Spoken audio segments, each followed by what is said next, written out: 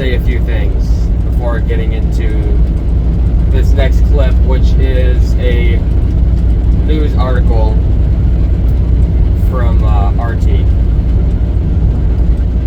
Just so you know, it is RT, and I know people have their opinions about it, but it is what it is. Anyways, what this article is about, if it is true, then this is extraordinarily disturbing. And some people might say, oh, it's Ukrainian nationalism or something like that, but in my opinion, it is very disturbing. And I mean very disturbing. And it almost reminds me of like book burning in a way. Now I know we all have a bias. I know I have a bias, but regardless of what my bias is, this is still extremely disturbing. So let's get into the news article. Ukrainian city bans Russian language. Russian will be banned in Nikolaev's schools from September 1st, a member of the local council revealed. The Russian language will be restricted in the schools of the southern Ukrainian city of Nikolaev, City Council Executive Committee member Ekaterina Stokolias said on Saturday. In a Facebook post, she stated that the decision was made by the committee on Friday. From September 1st, no clubs, courses, junior classes or educational designs with the Russian language. Finally, thank you to all my colleagues, Stokolias wrote.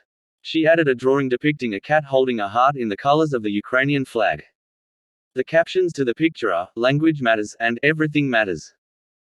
The announcement in Nikolaev came as Ukrainian Deputy Education and Science Minister Andrei Vitrenko revealed earlier this month that the authorities plan to change the school curriculum in several subjects, including foreign literature, world history and the history of Ukraine. In particular, the world-famous novel, War and Peace, by the Russian writer Leo Tolstoy, which chronicles Napoleon's invasion of Russia in 1812, will be dropped. Such things will not be studied in Ukraine. Everything that glorifies the Ork troops will disappear from the program of foreign literature, Vitrenko explained. He also said that discussions are underway about whether any Russian writers should remain in the curriculum.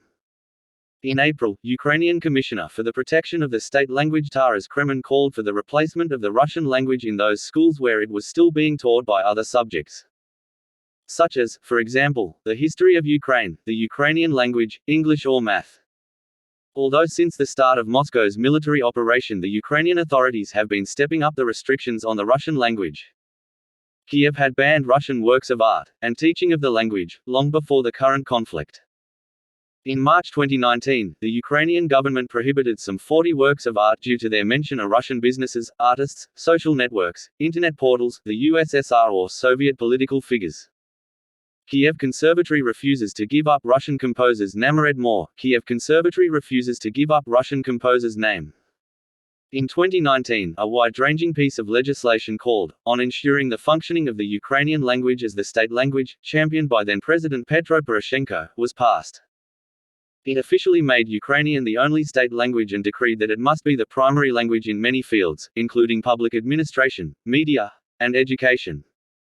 Despite Russian being a common mother tongue in much of Ukraine and predominant in many cities in both the east and south of the country, it was not granted an exception in the law. Although many of the provisions have been implemented gradually, Moscow has been voicing concern for many years over the clampdown on the Russian language in Ukraine. Last September, Russian Foreign Minister Sergei Lavrov said that discrimination against the Russian language in Ukraine has reached the scale of a disaster.